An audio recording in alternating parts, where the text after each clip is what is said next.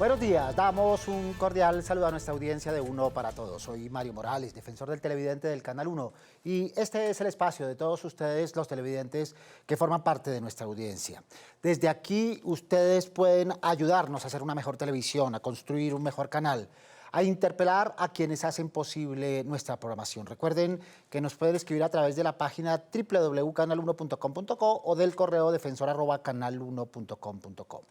Todas sus sugerencias son bien recibidas. Reiteramos la bienvenida a su casa y a su tribuna. Una parte de la lógica de producción en televisión son sus rutinas y sus mecánicas para darle continuidad a sus franjas y programas. Entre esas rutinas está la que tiene que ver con invitar voces, fuentes, sujetos para que aporten a las narrativas informativas y de opinión. Ya en otros programas nos hemos referido a aquellas invitaciones que tienen que ver con personajes, especialmente de corte político, en los espacios televisivos de debate, de opinión. Pero ahora los televidentes nos preguntan inquietos, ¿sienten que está pasando lo mismo en información? ¿Tienen razón nuestros televidentes cuando se quejan de que en las noticias aparecen casi siempre los mismos líderes de opinión, casi siempre los mismos personajes? ¿Por qué no aparecen otras voces, particularmente voces ciudadanas o representantes de la sociedad en otros sectores? ¿Y qué implicación tiene en eso las rutinas y la calidad informativa? Para hablar de ese tema nos acompañan esta mañana César Caballero, que es gerente de Cifras y Conceptos. César, buenos días. Mario, buenos días y muchas gracias por la invitación. Y también estaremos con Daniela Garzón, politóloga y coordinadora editorial del portal razonpublica.com. Buenos días, Daniela. Buenos días, Mario. Mil gracias por la invitación. También nos acompañará a lo largo de este espacio Ignacio Greifenstein y, por supuesto, ustedes, amables televidentes, que nos escriben a través de las distintas plataformas. Para comenzar, los invito a que escuchemos y veamos qué dicen nuestros televidentes con respecto al tema que ellos mismos nos propusieron. No solamente se enfoquen como tal en lo que puede ser una noticia, sino también en lo que le gusta al televidente, lo que en verdad interesa. En realidad casi siempre hacen la entrevista a las mismas personas. Hay que incluir a todo el mundo con todos sus puntos de vista. No dan oportunidad a estudiantes, no dan oportunidad a empresarios, o sea, son los mismos de siempre. Los 2, 3, 4 empresarios que manejan Colombia y ya. Entonces no hay opción. Tenemos muy descuidado las opiniones de los otros departamentos, Amazonas, Chocó, Baupés, Mitú, y no. O sea, deberían tener como un, no sé, otro enfoque, otras cosas, porque siempre es lo mismo. Diría que siempre uno los mismos y se nota un sesgo. Entonces es como muy inclinada dependiendo de qué quiere el medio de comunicación o de quién depende, pues son sus invitados para dar sus opiniones. Desde hace mucho tiempo se sabe que hay una manipulación grande de la información en todos los medios. Realmente sí necesitamos de otras perspectivas. Me parecería justo también invitar a personas, no sé, quizás universitarios, que apenas están saliendo, apenas están conociendo, tienen diferentes perspectivas y, digamos, están más permeados de las cosas que nos están sucediendo realmente, ¿sí? Sobre todo si esas personas en la sociedad civil son fuentes de calidad para narrar los sucesos, particularmente en los programas periodísticos y en los programas de información. ¿Tú compartes, César, la misma inquietud de nuestros televidentes? No, yo creo que nosotros tenemos una perspectiva distinta. Con Carlos Chávez, es un consultor asociado a Cifras y Conceptos, hemos hecho un seguimiento y lo seguimos haciendo sobre quiénes son los invitados a los programas de debate, tanto en televisión como en radio. Tenemos ya un acumulado de 8 programas y yo te puedo decir, a lo largo del periodo que hemos visto, que es un poco ya más de un año, estamos encontrando que hay cerca de 540 invitados en total. Es decir, la gente probablemente no lo percibe, pero sí hay un volumen importante, 540 voces en varias áreas. Lo que los ciudadanos sí probablemente tienen algo de razón es que dentro de esos 540 hay un grupo de 20 que acumulan el 50% de las invitaciones. Daniela, ¿cuál es tu posición frente a lo que dicen los televidentes y frente a lo que comenta César?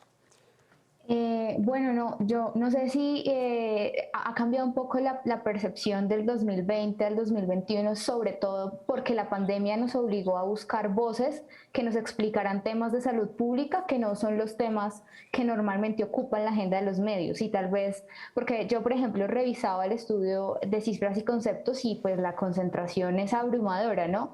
Estoy de acuerdo con digamos, con César en que los medios han hecho un esfuerzo por buscar nuevas voces, pero cuando él mismo nos dice que hay un grupo de 20 personas sobre 540 que ocupan el 50% de las invitaciones a programas de opinión, pues uno sí se pregunta si no hay una concentración. Yo creo además que hace falta voces regionales, como ya lo dijo César, pero además creo que no hacemos suficientes esfuerzos para invitar mujeres, y me incluyo, digamos, en el ejercicio que hacemos en Razón Pública, y hay muchas preguntas alrededor de por qué hay tan pocas mujeres, incluso políticas, que participan frecuentemente en programas de opinión. O sea, hay una concentración de hombres opinando sobre los temas que son supuestamente importantes para la agenda pública, y por qué esa concentración cuando hay tantas mujeres, por ejemplo, activistas, moviéndose en distintos partidos políticos, movimientos, que uno ve, por ejemplo, mujeres líderes en la Minga y uno nunca las ve aparecer en los programas de televisión. Esa sería como mi reflexión alrededor de lo que dicen los televidentes. Pues hablando de información dura, César, para darle paso a nuestros otros invitados, ¿tú crees que hay algún tipo de sesgo cuando se escoge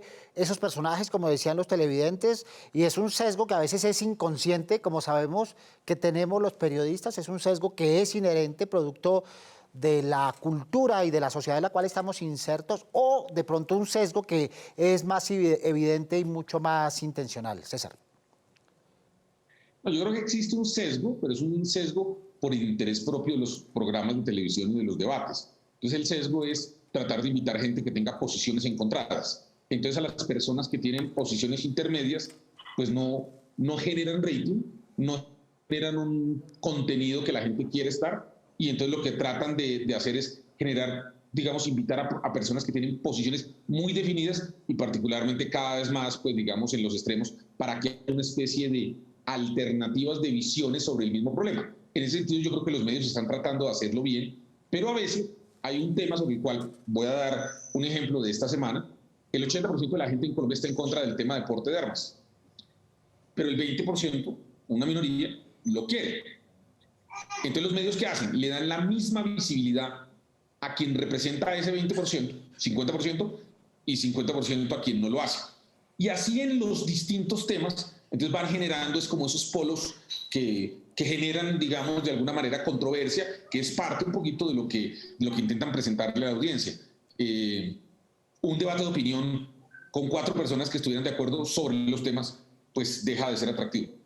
Por supuesto. Entonces se trata de establecer también una lógica de debate, no solo para ver posturas distintas, sino también para buscar identificación de las audiencias con cada una de esas puestas en escena. A propósito de esos sesgos, Daniela, ¿tú crees que esos sesgos son intencionales, son inconscientes, particularmente en lo que se refiere al bogotanocentrismo, al machismo, por llamarlo de una manera muy directa, pero también en lo que tiene que ver con filiaciones políticas? Yo la verdad creo y estoy convencida de que son los sesgos propios que las personas tenemos, y obviamente aprovechamos los medios que tenemos para reafirmar nuestros puntos de vista, y eso está plenamente comprobado en términos, por ejemplo, psicológicos, que siempre tendemos nosotros a tener un sesgo de confirmación respecto de nuestras creencias, y por supuesto que los periodistas no escapan de eso.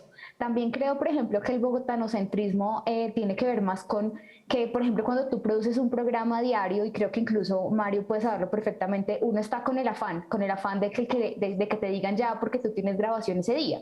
Entonces, pues normalmente es mucho más fácil buscar a alguien cercano o con el que ya tienes un contacto que tratar de buscar, no sé, por ejemplo, un líder social en el Catatumbo. Entonces, también esos factores, por ejemplo, en la inmediatez del periodismo, influyen mucho a la hora de encontrar fuentes que te ayuden a cubrir un tema. Muy bien, esa reiteración en los invitados, si bien no es absoluta, ¿qué opinión le suscita a Ignacio Greifestein? Yo creo que los televidentes tienen razón porque ven siempre las mismas caras. Ahora bien, no necesariamente no están siendo diversos. Seguramente esas mismas caras representan posiciones distintas. Pero los televidentes tienen la razón.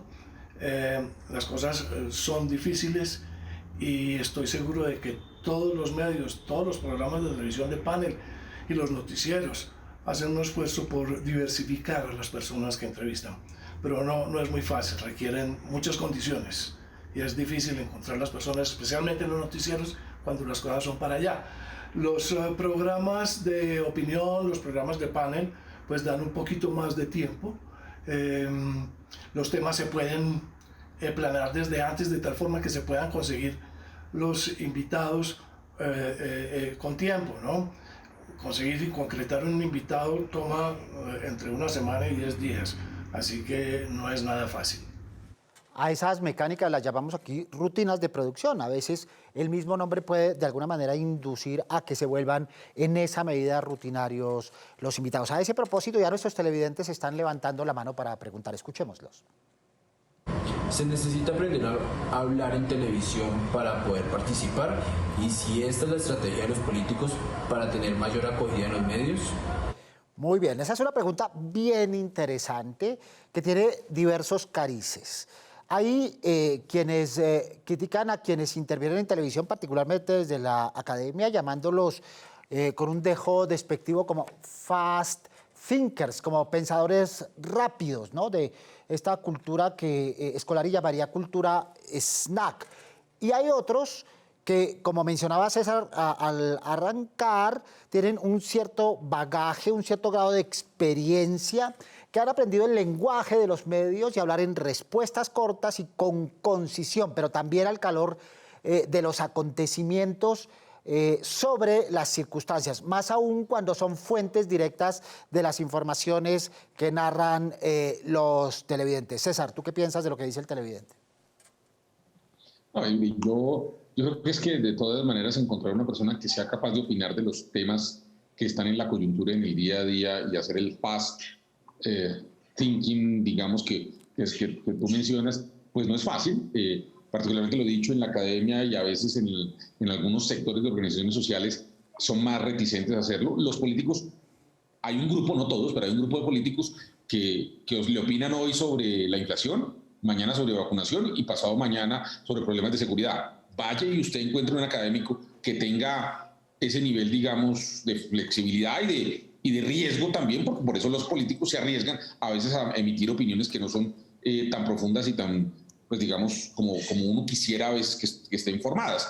Pero evidentemente ese es parte del reto. Yo hago parte de ese grupo de personas que a veces invitan a temas de opinión. Trato de cuidarme de hablar siempre con datos y con los temas que tenemos a mano en la firma, pero evidentemente pues yo reconozco el esfuerzo que hacen los productores.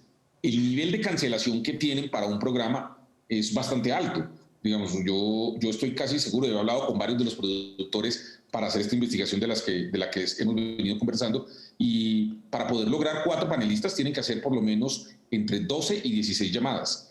Y en muchas ocasiones uno de los 4 panelistas o 2 se les caen media hora antes. Entonces también empiezan a tener un grupo de panelistas confiables que saben que no les cancelan. Entonces, una de las claves para ser invitado normalmente a los programas de opinión es que si uno dice, sí voy, uno va. Porque o si no, el productor empieza a tener desconfianza de la persona, porque el productor necesita tener la seguridad de que la persona que le afirma que va a ir, sí va a asistir al programa. Por ejemplo, una de las cosas que me han dicho los productores tiene que ver con eso, y es que su sesgo se empieza a formar con los que sí les cumplen. Hay una lógica que criticamos mucho en las narrativas informativas, en las narrativas noticiosas, que además fue instalada por la misma academia, que tiene que ver con parte y con contraparte, lo cual ha generado unas rutinas perversas. A toda decisión o a todo hecho le tiene que aparecer una contraparte, como si la realidad fuese binaria, como si fuese solo blanco y negro y como si no tuviese otros puntos de vista, no necesariamente opuestos. En esa lógica, Daniela, ¿tú crees que, como dicen los televidentes, lo que buscan los productores o los periodistas a la hora de buscar fuentes es personas que ya saben qué piensan en esta lógica de parte y contraparte, entonces van a la fija y no tienen que comenzar también a hacer preproducción en las entrevistas para saber cómo piensan, qué van a responder y si en la narrativa va a aparecer esa lógica controversial o de antípoda o de parte y contraparte, Daniela. Creo que en todo caso no es pereza de la producción no buscar las posiciones de las personas, sino que nosotros nos hemos comido demasiado el cuento de la polarización y de que el país está polarizado. Entonces siempre buscamos dos fuerzas creyendo que las personas están divididas en dos grupos, pero cuando uno, por ejemplo, ve los resultados de la encuesta de intención de voto que salió recientemente hacia las elecciones del próximo año, pues se da cuenta que lo que hay es una gran fragmentación y que hay muchas ideas políticas en medio de estos dos polos que nos han hecho creer que en los cuales se divide el país desde que se votó el plebiscito. Entonces creo que hay que hacer un esfuerzo mayor primero para salir de esa lógica binaria, porque creo que hay muchas personas en los grises y que son voces importantes y que tal vez son voces que han masticado mucho más los problemas que la gente que tiene una posición ya tomada, pero además creo que tiene sentido hacer un esfuerzo, que es lo que digamos hacemos en Razón Pública, de buscar voces en la academia que saben de los temas y que pueden nutrir las opiniones de hechos, porque las opiniones no son meras opiniones, sino que cuando están basadas en evidencia, en hechos, por lo menos en cosas controvertibles, pues creo que son mucho más ricas para quien oye un programa de opinión. Muy bien. Personajes atractivos que a veces están vistos exclusivamente desde la perspectiva del rating de los personajes piloto. Ya volvemos sobre ello después de que escuchemos a nuestros televidentes que nos han escrito a través del correo defensor@canal1.com.co con sugerencias o inquietudes sobre nuestra programación. La recomendación es no miremos qué es el doctor, miremos realmente la noticia dónde está, quiénes somos y cuáles son las necesidades reales de la sociedad civil en Colombia. Yo pensaría que ser un poco más objetivos independientemente del valor de pauta publicitaria que pueda pagar un especialista de estos, como ya se sabe en muchos temas. Actuar con total ética, con transparencia, con lealtad a los lectores, que son las personas que finalmente son el insumo principal de la noticia o de la información. Que consideraran a la audiencia joven. Hay muchos líderes sociales de la juventud que creo que vale la pena escuchar qué tienen por decir, para que no siempre sean las mismas personas las que hablan. Que tengan en cuenta a todas las personas, ¿cierto? De estratos sociales bajos, medios, como sea, pero siempre son los mismos políticos, siempre son los estratos altos, las mejores cosas son para los estratos altos. Entonces sí sería muy bueno que tengan en cuenta a todas las personas. Bueno, pues hay un grado de disconformidad de nuestros televidentes. Le preguntamos a Ignacio a propósito de lo que dicen nuestros televidentes, si existen también con las fuentes noticiosas, especialmente estereotipos, en la idea de que el periodista ya sabe qué va a responder la fuente cuando el periodista lo inquiera. Yo diría más bien que se escogen personas que tienen ciertas características que las hacen buenos interlocutores o buenos participantes en los programas. ¿Cuáles son las condiciones? Para mí, básicamente, las condiciones son tres. Primero, que sea conocedor del tema, que la persona sea conocedora del tema, que sea una autoridad. Segundo, que tenga la capacidad de hablar de una forma concreta, que vaya al grano, que no se extienda, que no comience a hacer contextualizaciones que no son del todo necesarias, porque ustedes saben, eso toma tiempo y en televisión el tiempo es oro. Y tres, la disponibilidad, que la persona tenga tiempo, que la persona se preste, que sea fácil de llevar al estudio y llevar a la grabación. Muy bien, César y Daniela, seguimos haciendo eco de lo que dicen nuestros televidentes a propósito de lo que decíamos en el anterior segmento sobre personajes piloto o cierto tipo de fuentes en las noticias a las cuales acuden los periodistas en busca particularmente de entrevistas o de reacciones que pueden suscitar eso que llamamos los periodistas noticia, que pueden dar noticia. Entonces entrevista a ciertos personajes políticos porque en algún momento de ahí sale una noticia que luego se convierte en clic, que luego se convierte en rating, que luego se convierte en tendencia. ¿Sientes tú, César, que hay algo de eso en la televisión, particularmente en la televisión informativa? Yo diría que no solo en televisión, pero arrancaría en ese ciclo es con que la voz del gobierno en la agenda noticiosa pesa mucho.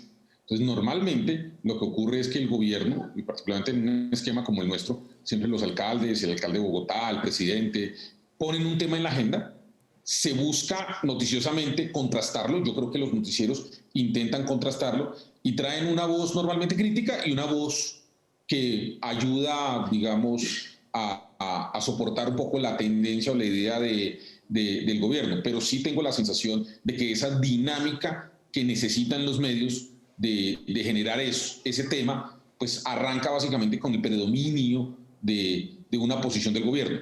Por eso es que hoy la gente está identificando dos tipos de medios.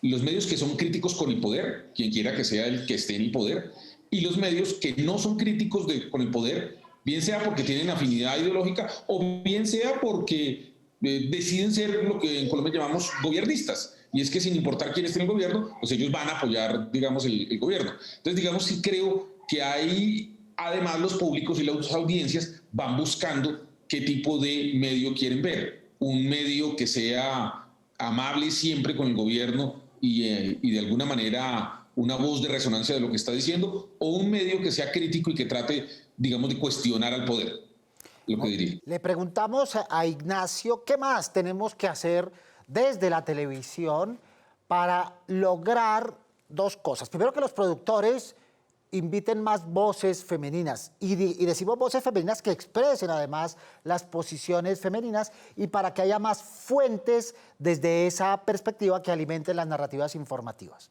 Mujeres y de todos los grupos sociales que existen. Yo creo que todo programa de televisión debe tener la intención de ser extenso, de ser incluyente, de llegarle a todo el mundo y representar la opinión de todas las personas. Entonces no solamente las mujeres, también hablamos de regiones, personas de toda la región, grupos étnicos, edades. Hay muchachos jóvenes que tienen opiniones supremamente valiosas o que pueden ser autoridades en un tema y que por lo tanto pues deben ser invitados a un programa de panel. De esta forma logramos la diversidad y todo el mundo se encuentra de cierta forma representado en el programa, ¿no?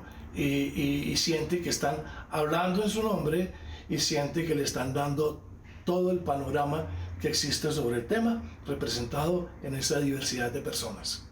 Recuerden los operadores por los que ustedes pueden sintonizar este y los demás programas del Canal 1. Su opinión es muy importante para nosotros. Nos pueden escribir a través del correo electrónico defensor@canal1.com.co con correos y sugerencias. Veamos algunos de ellos que nos han hecho llegar recientemente. Hola, mi sugerencia es que transmitan dramas coreanos. Ya hay una audiencia muy grande de jóvenes interesados en el K-pop, los K-dramas y la cultura asiática. Nos escribe Jeju Pacheco. Programen las Wings Club, porfa, en todas las temporadas. Es una sugerencia. Nos escribe Joanny Gómez. Quisiera este anime, Boku no Hero Academia. Por favor, me encanta. Nos escribe Deliana Sánchez Fábregas. Muy bien. Ha tenido mucha acogida esta sección de sugerencias o inquietudes y también sabemos que en nuestra área de programación están pendientes de las solicitudes de nuestros televidentes. Hay un programa del Canal 1 que me encanta, que es Chicago PD. ¿Por qué repiten capítulos de esta serie y no dan la temporada 8 de Chicago? Nos escribe Juan Martín Sierra Alfonso. Juan Martín, hay procesos de negociación mientras llegan las nuevas temporadas. Eso genera un lapso en el que para mantener un poco la dinámica de esas narrativas se acude a las repeticiones mientras llega esa anhelada nueva temporada.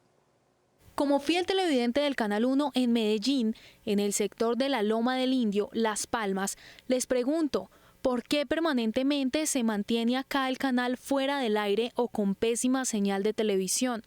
Nosotros acá en Medellín queremos ver sus programas.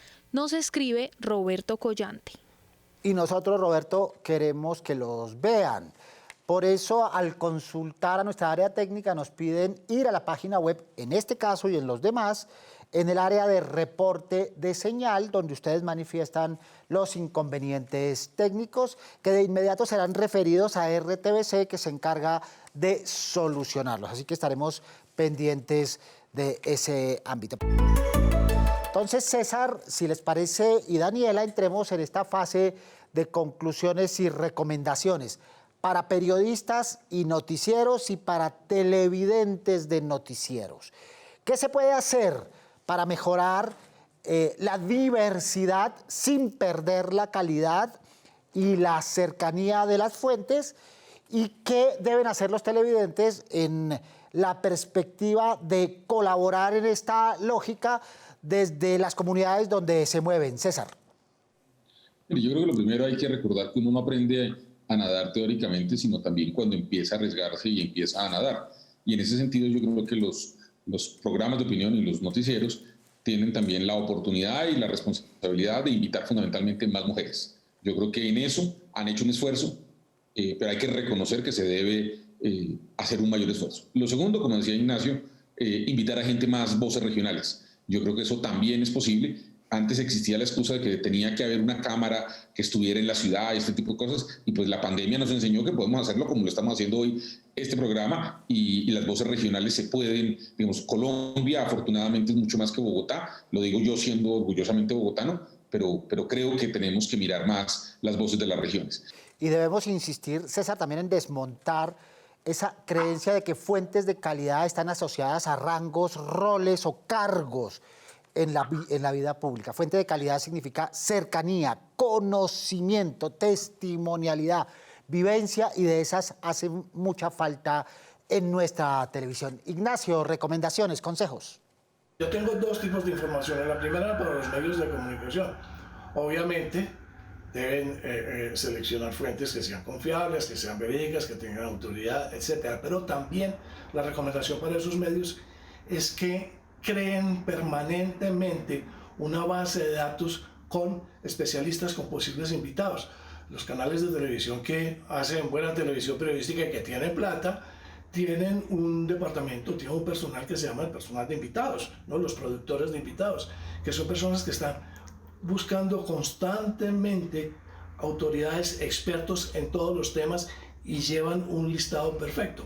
¿Cómo se puede hacer? Pues simplemente inculcando en la redacción que en el momento en que lean un artículo interesante, que vean un estudio, inmediatamente tomen el nombre, la especialidad de la persona y lo guarden en una base de datos generalizada para que todo el mundo pueda verlo. A propósito de la primera sugerencia, como ya lo habíamos mencionado en otro programa, en una alianza entre la Fundación Gabo y la Universidad Javeriana a propósito de la escasez de fuentes periodísticas, de fuentes en noticieros de televisión, en espacios de radio y en prensa, ante la escasez de voces femeninas, nos dimos a la tarea de realizar una base de datos y logramos recopilar más de 7.800 fuentes nacionales de primer orden, fuentes femeninas, que los periodistas ignoraban porque no se había hecho ese trabajo. Por supuesto, esa base de datos está hoy un poco desactualizada, habría que volverla a actualizar, pero tiene sentido esa propuesta de pensar en otras voces y en otras dinámicas. Daniela, tus conclusiones, tus consejos. Sumado a lo que ya dijeron César e Ignacio, yo agregaría dos cosas. Uno, creo que es importante tener en cuenta más a las organizaciones sociales, y yo veía el estudio de César que las más destacadas eran Pares y de Justicia, y creo que hay que hacer un trabajo enorme por llegar a las organizaciones sociales de base que están en las regiones, que trabajan, por ejemplo, en los consejos comunitarios del Chocó, en Buenaventura, en el Cauca, donde el trabajo de la Minga es una cosa realmente admirable, en el Catatumbo, que además son los sectores donde sigue concentrado el conflicto y la violencia. Perfecto. Daniela, muchas gracias por estar con nosotros esta mañana. Mil gracias a ti, Mario, por la invitación. Gracias por estar con nosotros. Gracias, César, como siempre, un gusto. Mario, muchas gracias por la invitación y felicitaciones por el programa. Muchas gracias. Muchas luces salieron de aquí gracias a todos ustedes, a los televidentes que han intervenido desde distintas plataformas y a quienes invitamos para que no se olviden que todos los sábados a las 7 en punto de la mañana estaremos aquí en la cita de Uno para Todos. Prográmense con nosotros. Mientras, pueden escribirnos desde la página web www.canal1.com.co o del correo defensor@canal1.com.co. Aquí escuchamos siempre dudas, quejas o inquietudes sobre nuestra programación, porque con ustedes somos Uno para Todos. Soy Mario Morales, defensor del televidente del Canal 1. Nos vemos el próximo sábado, Dios mediante. Feliz fin de semana.